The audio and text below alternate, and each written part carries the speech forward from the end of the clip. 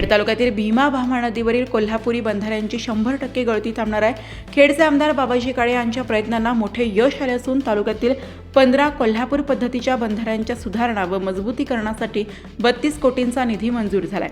तालुक्यातील भीमा भामा नदीवरील बंधाऱ्यांच्या लिकेजमुळे मोठ्या प्रमाणात पाणी गळती होत आहे, तर काही ठिकाणी कोल्हापूर पद्धतीच्या बंधाऱ्यांची दुरावस्था झाली असल्याने ती सुधारल्या जावी यासाठी आमदार बाबाजी काळे यांचा सातत्याने पाठपुरावा सुरू होता। त्यांच्या पाठपुराव्यातून खेड तालुक्यातील भीमा व भामा नदीवरील 15 बंधारे व मजबूतीकरणासाठी 32 कोटी रुपयांचा निधी जलसंपदा विभागाने मंजूर केलाय।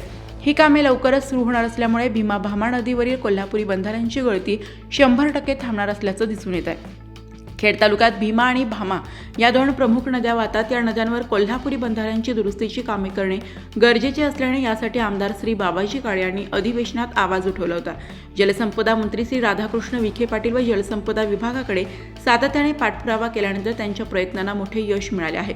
मौसे, भोमाळे, दोंदे, राजगुरुनगर, खरपुडी, वाटेकरवाडी, निमगाव, तांबेवस्ती, भिवे गाव येथील बंधारा गळती प्रतिबंधक व मजबूतीकरणासाठी स्तंभ, उंबरठा, संरक्षण भिंत व दुरुस्तीची कामे केली जाणार आहेत। तसेच मौजे, शेलू, बोरदरा, कोरेगाव, पिंपरी, वाकी, शेलगाव, कोयाळी, सिद्धेगव्हाण या बंधारा गळती प्रतिबंधक व मजबूतीकरणासाठी स्तंभ, उंबरठा, संरक्षण भिंत व दुरुस्तीची कामे केली जाणार आहेत। यासाठी 32 कोटी रुपयाचा निधी जलसंपदा विभागाकडून मंजूर करण्यात आला आहे। तसेच खेड तालुक्यातील पश्चिम भागासह पूर्व भागातील 13 गावचा पाणी प्रश्न मार्गी लावण्यासाठी पाहणी करून त्याचा प्रस्ताव शासनाकडे सादर केला आहे। त्याची मंजुरीही अंतिम टप्प्यात आहे।